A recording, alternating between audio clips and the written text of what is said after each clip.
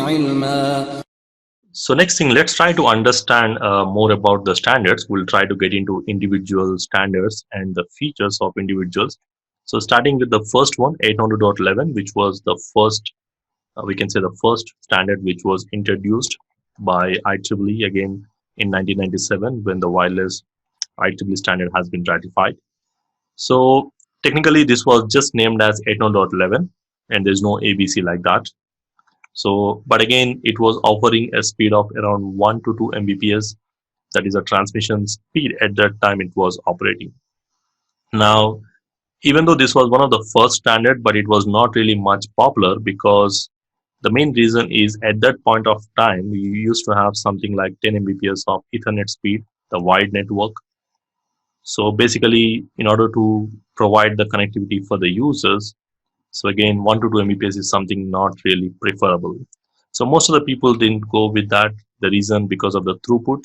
That's one of the reason, and it was operating in the frequency band of 2.4 gigahertz.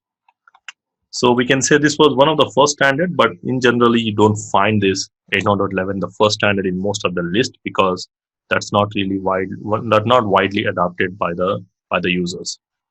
So technically, when you see the standard list, you will find the list starting from A, B like that. Now these are like the enhancements or the new versions. Now again, these two standards were ratified around in 1999. So when these two standards were ratified, and generally the difference is like A and B, that's what. And the main difference between these two is the A standard operates on 5 gigahertz frequency band, whereas the B operates on 2.4 gigahertz frequency band. So, and again, if you just compare the throughput between them, like this can support up to 54 Mbps. That's like the maximum throughput we can say. And again, this throughput will vary depending upon the number of users you connect again. So that will come down automatically when you have more number of users. Now again, 800.11b, again, it can support up to 11 Mbps throughput.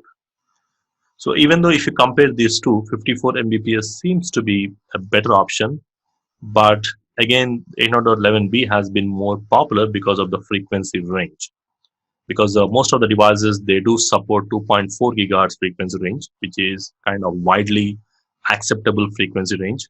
So that makes this 802.11b still in today's networks, the AB is some kind of more popular because of this frequency range. Even though the throughput, as I said, it may not provide a better throughput than A.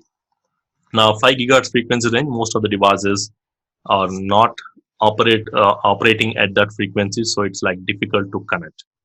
Because one of the requisite, whenever you are connecting your wireless client and to any access point or any other wireless device, so you need to make sure that they are operating on the same frequency. So if you are using 2.4 gigahertz here and then you're trying to connect to another frequency kind of thing, you will not be able to connect. So you can compare this similar to your FM station where you tune to the frequency to connect to that particular channel. So the same thing here. Now B is the one of the first most popular kind of standard, operating at a throughput of 11 Mbps, and also it is backward compatible with this standard. So even if you have some wireless devices implemented with the previous 802.11, you can still operate with them. But of course, the throughput will degrade to 1 or 2 Mbps automatically. Now, again, the good thing about this B is it is also compatible with the next standard, 802.11g. So that's the reason most of the wireless products you use, they will have something like 802.11b or G kind of thing, which means it supports the B standard devices as well as G standard device.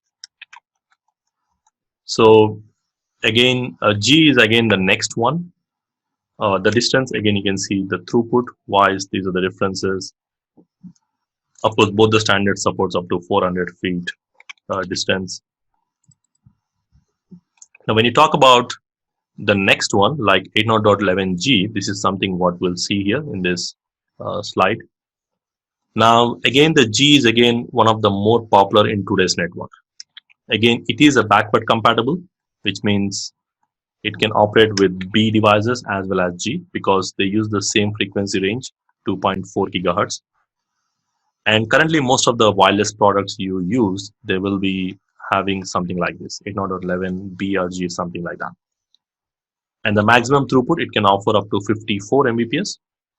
And again, it is backward compatible with 802.11b, which again works with 11 Mbps throughput when it is trying to communicate or talk to the B standard devices.